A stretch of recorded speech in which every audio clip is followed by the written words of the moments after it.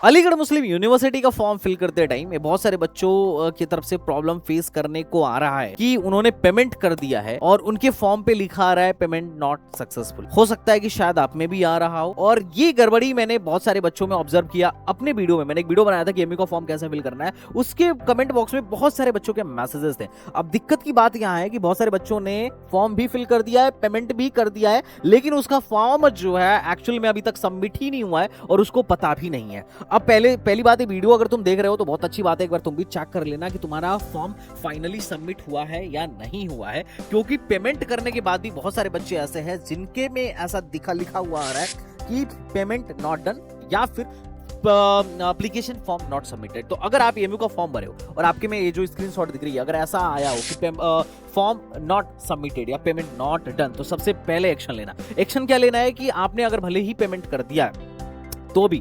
AMU की तरफ से जो कंफर्मेशन पेज डाउनलोड होगा उसे डाउनलोड करके चेक करना है कि आपका फॉर्म फाइनल सबमिट हुआ है कि नहीं हुआ है। अगर ऐसा लिखा आ रहा है तो आपको जाके फिर से क्या करना पड़ेगा, अपने फॉर्म मतलब फिर से आपको पेमेंट करना पड़ेगा, और आपका फॉर्म जो है फाइनल तभी माना जाएगा जब आप पर लिखा है कि भाई आपका इनवॉइस नंबर है, आपने इतने का पेमेंट किया और इस डेट पे किया। स्क्रीनशॉट में अगर आपको ऐसा लिखा दिखे जब, तभी मानिए कि आपका फॉर्म फाइनली सबमिट हो गया।